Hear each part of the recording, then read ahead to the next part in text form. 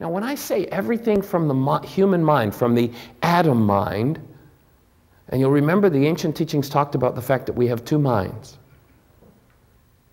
That we have the ability to be in Adam's mind, or be what was called being a son of Adam, or we have the ability to be in the Creator's mind.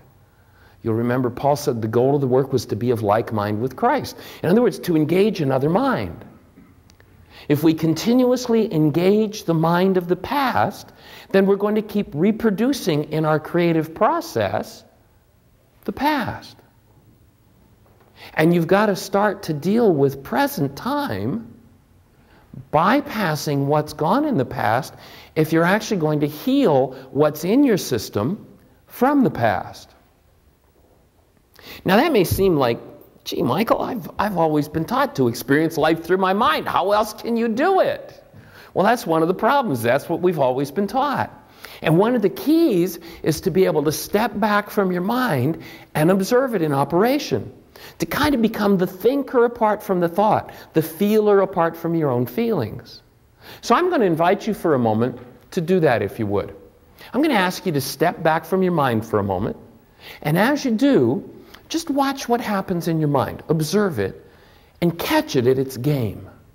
How about, if you would, putting your right hand on your right ear? Would everybody do that? Put your right hand on your right ear.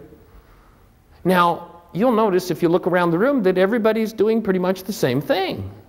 All right, put your hands down. Now, why did everybody do the same thing? Well, obviously, Michael, you told us to. I've got a different theory. I don't think that's why you did what you just did. I think that you, like I, had a mother who taught you, this is a hand, this is an ear. And when I spoke those words, I resonated a reality from your past, stored in your Adam mind. And when I resonated that reality, it came forward and gave you a set of instructions, and you followed those instructions. Let's imagine, for example's sake, that Jerry has a different past than everybody else in the room. Let's imagine that Jerry's mother taught him this is an ear instead of this. When I said put your right hand on your right ear, what did Jerry do? Did he do this like everybody else? No, he did this. Why did he do something different?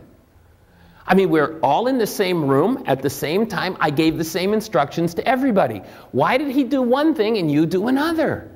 Because the instructions that came from his mind, from his past, resonated by my words in the present, were different from the instructions that came from your mind in your past. So did you actually follow my instructions? Or did you follow the instructions that were in your Adam mind that came from your past? Two totally different behaviors based upon what was in past.